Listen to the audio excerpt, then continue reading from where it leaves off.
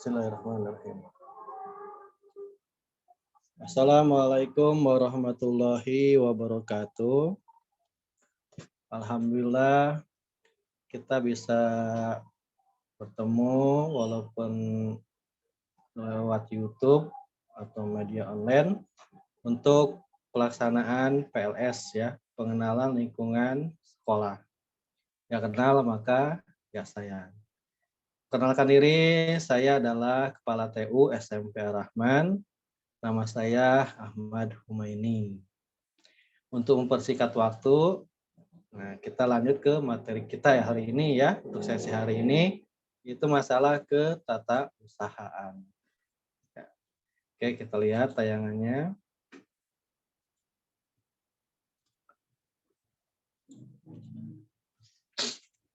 Tata usaha SMP Ar-Rahman. Nah, yang saya sampaikan pada sesi kali ini adalah lingkupnya adalah masalah tata usaha di SMP Ar-Rahman. Saya tidak menjelaskan tata usaha secara umum ya, karena setiap lembaga kemungkinan punya persepsi yang berbeda-beda.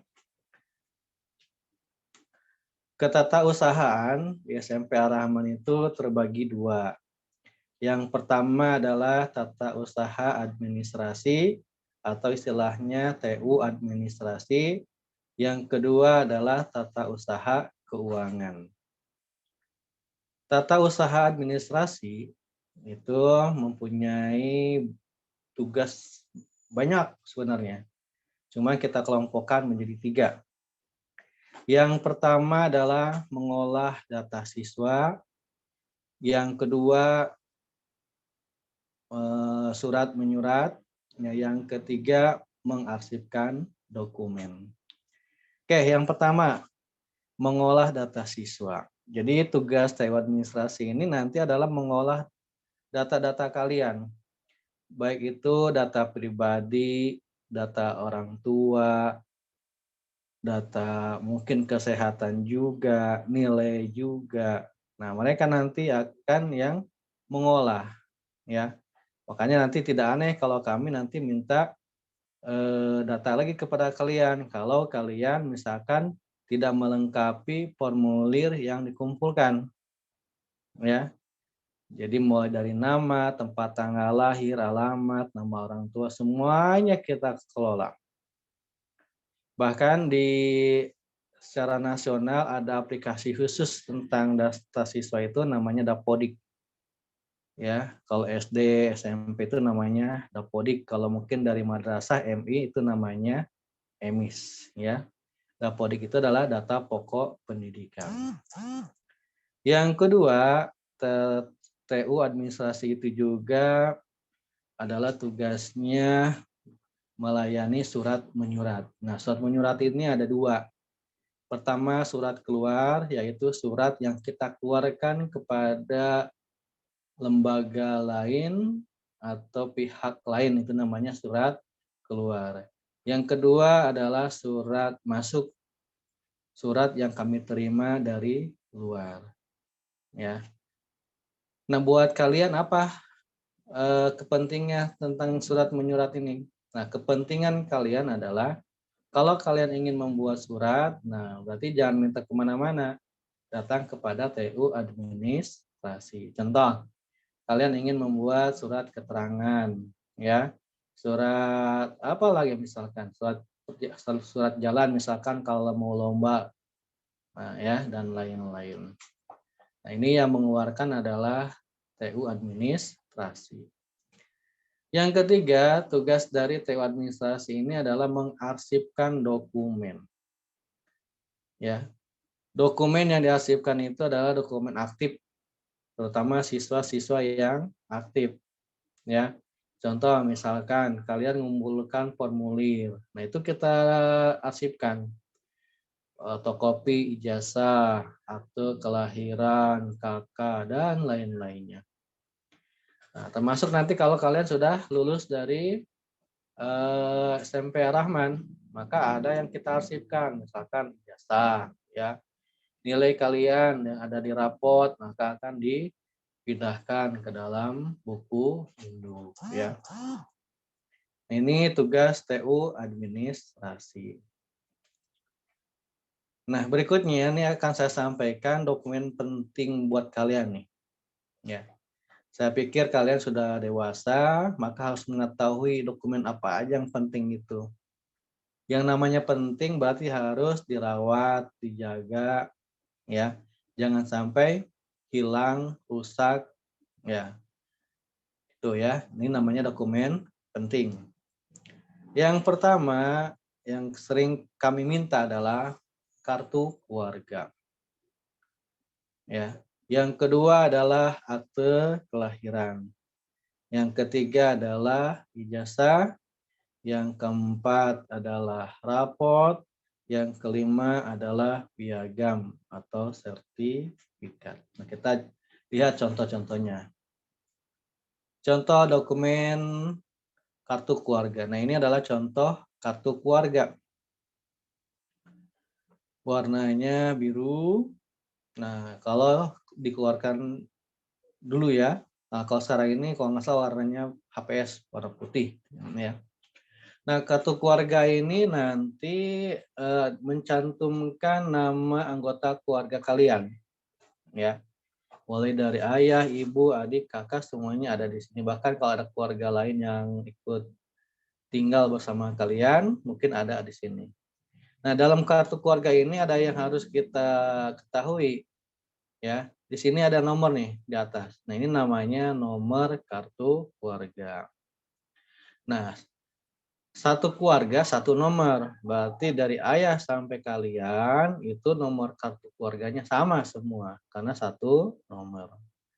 Yang kedua, setiap anggota keluarga itu punya nomor lagi namanya NIK. NIK itu adalah nomor induk ke apa namanya? Kependudukan ya. Nomor induk kependudukan. Nah, setiap anggota keluarga itu pasti berbeda-beda. Nah, silakan nanti kalian cek nama kalian ada nggak di kakak kamu ya. Di kartu keluarga kamu nama kamu ada nggak? Nah, kalau nggak ada segera diurus ya. Kemudian lihat ada NIK-nya nggak? Nah, gitu. Kemudian namanya, tempat tanggal lahirnya benar apa belum? Nah, itu ya, tolong dicek. Jika ada kesalahan, maka harus segera diperbaiki. Yang berikutnya, contoh dokumen lainnya adalah akte kelahiran. Nah, kelahiran kalian nanti dicatat oleh negara, maka negara akan mengeluarkan sebuah akte namanya akte kelahiran. Nah, di sini akan mencantumkan nama kalian, di mana lahir, tanggal dan tahun lahir, beserta nama orang tua kalian, ya. Nama ayah, nama ibu ada di sini, ya. Nah, nanti tolong kalian cek, ya. Namanya udah sama belum ejaannya dengan yang ada di kartu keluarga. Jadi setiap dokumen itu, terutama yang punya kalian, itu harus sama semua.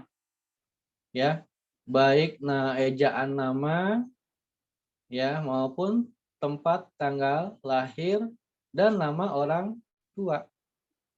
Terkadang ada kasus namanya Muhammad disingkat dengan M. Nah, ini jangan berbeda. Kalau disingkat semuanya. Kalau enggak semuanya. Nama orang tua terkadang ada yang berbeda. Ya, karena mungkin bapak atau ibunya ibu sambung atau ayah bapak sambung gitu ya. Nah, ini yang dicantumkan jangan bapak sambung atau ibu sambung, tetapi adalah ibu dan bapak kandung. Pokoknya dokumennya harus sama antara di kartu keluarga dan akte kelahiran. Contoh berikutnya adalah dokumen yang berikutnya adalah ijazah. Kalau kalian mungkin untuk ijazah SD saat ini belum menerima ya, karena kalian kemarin masuk menggunakan menggunakan surat keterangan lulus ya, karena semua emang belum kuat untuk ijazah. Tapi yang pernah sekolah di TK, di PAUD, di LA, mungkin udah punya ijazah ya. Nah, itu adalah dokumen penting buat kalian ya. Nah, nanti kalian nerima ijazah SD nih, sebelum nerima tolong dicek dulu. Ya, nanti kan kalian sebelum nerima itu sidik jari dulu nih. Ada 3 jari tengah nih di foto kalian. Nah, sebelum kalian sidik jari, silahkan kalian cek dulu. Yang pertama adalah nama, yang kedua adalah tempat tanggal lahir, nama orang tua. Nah, ini samakan dengan yang ada di akte kelahiran. Yang saya bilang tadi, semuanya harus sama, tidak boleh ada yang berbeda. Kemudian nanti ada NISN. Nah, NISN coba cek juga harus sama dengan yang ada di buku rapor, ya. Oke, berikutnya adalah contoh dokumen yang lain adalah sertifikat, ya. Nah, sertifikat ini tidak semuanya punya. Kalau ijazahmu, kalau tadi kartu keluarga, akte, dan ijazah itu mungkin semuanya punya, ya. Tetapi kalau namanya sertifikat ini hanya orang-orang tertentu, biasanya adalah siswa yang aktif atau yang punya prestasi. Nah, kalau kalian punya sertifikat ini atau piagam, sama. Ini adalah termasuk dokumen penting. Suatu saat akan dibutuhkan. Contoh, nanti setelah kalian dewasa, kamu bahwa saya dulu pernah menjadi juara 1 lomba ini. Nah, maka sebagai buktinya adalah kita harus menunjukkan sertifikatnya. Ya, itu contoh dokumen berikutnya. Nah, berikutnya lagi ini dokumen yang kita butuhkan ya di Rahman, di SMP Rahman. Yang pertama yang kalian serahkan, kalian isi ada namanya formulir pendaftaran siswa baru. Nah, ini silahkan diisi. Baik di depan, apalagi yang ada di dalamnya. Ya, ngisinya jangan sembarangan. Harus sama seperti tadi, disesuaikan dengan akte kelahiran, dengan ijazah, ya. Kemudian nama orang tua, alamat orang tua, nomor handphone, penghasilan orang tua, pekerjaan orang tua, semuanya diisi. Ya, kita itu rata-rata males menulis ya. Jangankan kalian, mungkin orang tua kalian males mencatat. Nah, ini jangan ya. Karena data-data ini oleh kami sangat dibutuhkan ya. Makanya nanti kalau yang kami terima masih banyak yang kosong atau ada yang kurang, ya kami kembalikan formulirnya. Apalagi kalau kalian belum menyerahkan formulir, maka kami akan selalu menagih formulir. Ya. Berikutnya adalah tata usaha keuangan atau TU keuangan. Apa saja tugas mereka? Ya, kalau tadi kan TU administrasi. Nah, kalau sekarang adalah TU keuangan. Yang pertama adalah menerima pembayaran. Yang kedua, menginput pembayaran ke dalam sistem. Yang ketiga, mengeluarkan kwitansi atau bukti pembayaran. Ya, jadi nanti kalau kalian bayaran itu jangan kemana-mana. Nah, kalau di Arahmania ini untuk ke pembayaran kita satu kantor, semua unit, ya.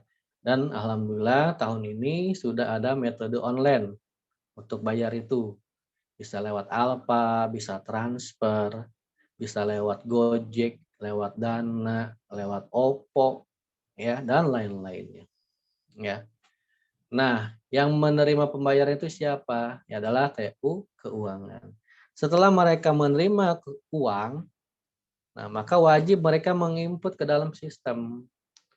Ya, kenapa? Karena kalau nggak diinput, kalian merasa udah bayar, tetapi di sistemnya belum masuk, maka akan menjadi tagihan, akan menjadi tunggakan buat kalian.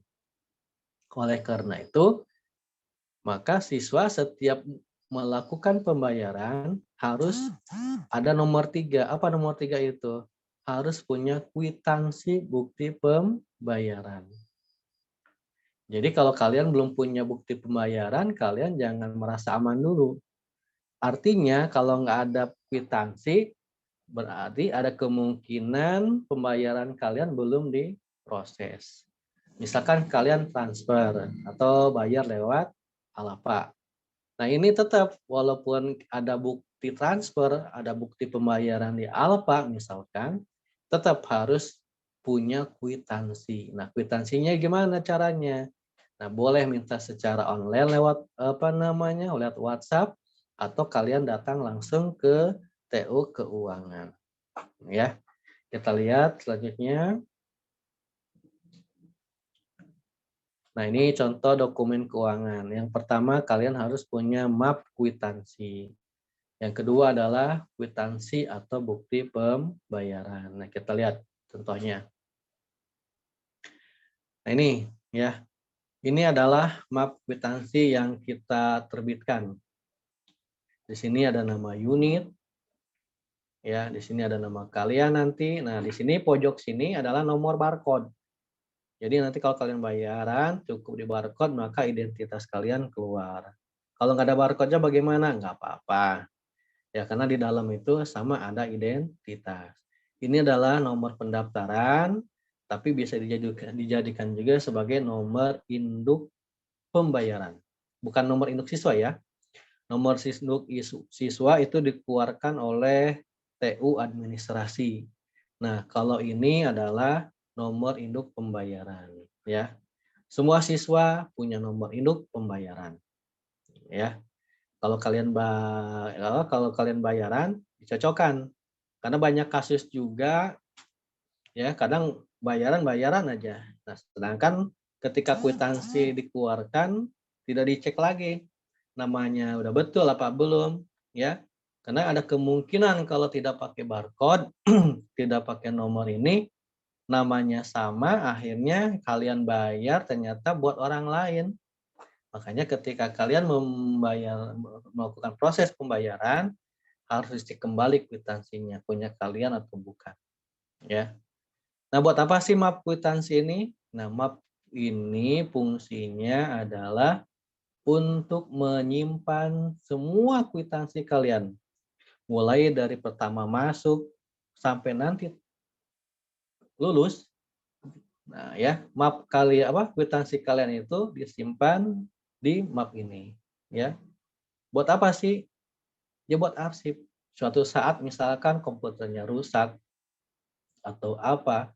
Nah, sebagai bukti pembayaran yang kuat adalah kwitansi. Ini contoh mapnya, yang berikutnya itu adalah kwitansinya. Nah, ini.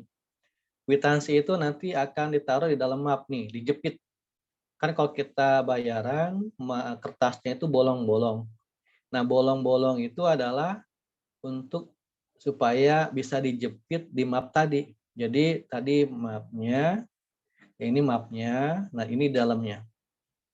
Jadi kalau bayaran masukin ke sini, kalau bayaran masukin ke sini, gitu ya.